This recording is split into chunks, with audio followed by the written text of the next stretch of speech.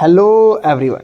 तो आज हम बात करने वाले हैं जो आपकी टेट की नेट नॉन मेडिकल का जो आज पेपर हुआ था, तो उसमें आज हम जो आपका केमिस्ट्री सेक्शन है उसके जो आंसर किए उसको डिस्कस करने वाले हैं। तो पहला क्वेश्चन था आपके पास डायरेक्ट मोल कंसेप्ट से, तो इसका जो राइट आंसर था वो था आपका ऑप्शन सी 6.022 मल्टीप्लाई 10⁻20 आयंस।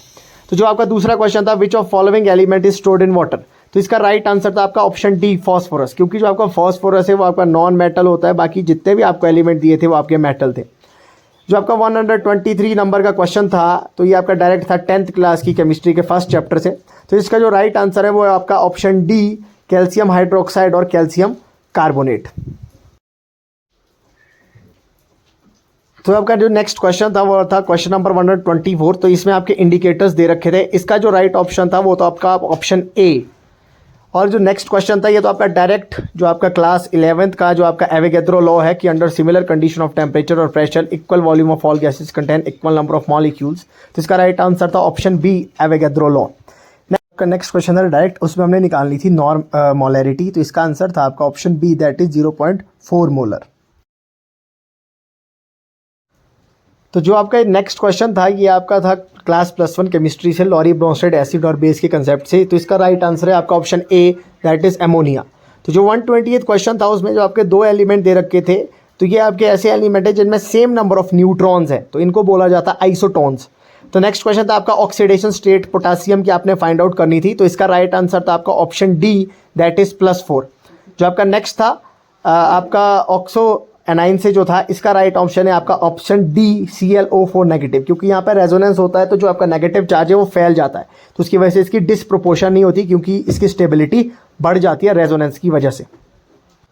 तो आपका नेक्स्ट क्वेश्चन था ये तो आपका डायरेक्ट था, तो इसका आंसर है ऑप्शन बी आपका डी ब्रोगली। डी ब्रोगली ने बोला था जितने भी आपके ऑब्जेक्ट्स होते हैं जो मोशन में होते हैं उनके साथ वेव एसोसिएट होती है।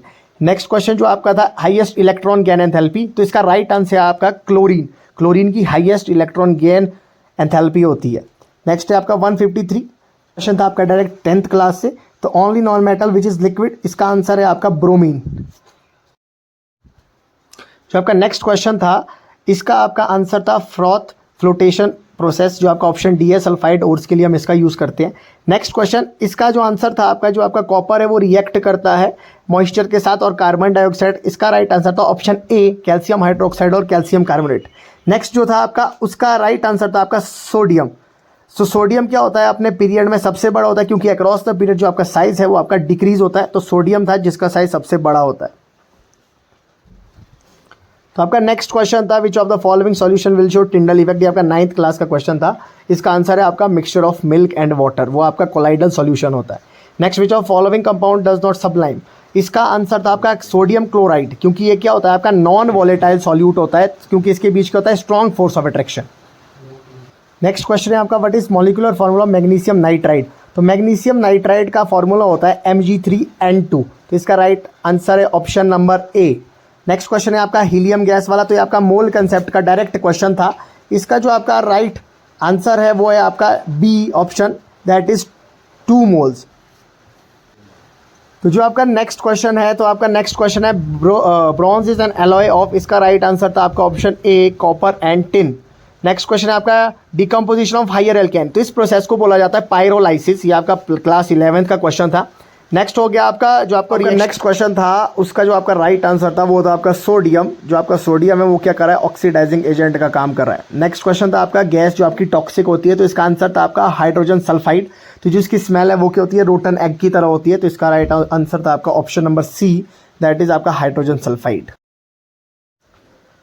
तो जो आपका नेक्स्ट क्वेश्चन था वो आपको एक रिएक्शन दे रखा है, तो KMnO4 है आपका स्ट्रॉन्ग ऑक्सीडाइजिंग एजेंट, तो इसकी ऑक्सीडेशन करवा देगा और इसका राइट आंसर है ऑप्शन बी दैट इज आपका एसिटिक एसिड। नेक्स्ट हो गया आपका इसका जो आपका राइट ऑप्शन है वो है आपका आंसर डी। जो एटम है जैसे हम अक्रॉस द पीरियड जाते हैं तो साइज डिक्रीज हो जाता है, तो उनकी टेंडेंसी इलेक्ट्रॉन को लूज करने की कम हो जाती है ना कि बढ़ जाती है। तो आपका नेक्स्ट क्वेश्चन था आपका डायरेक्ट 11th क्लास से था, तो इसका आपका राइट आंसर है ऑप्शन ए।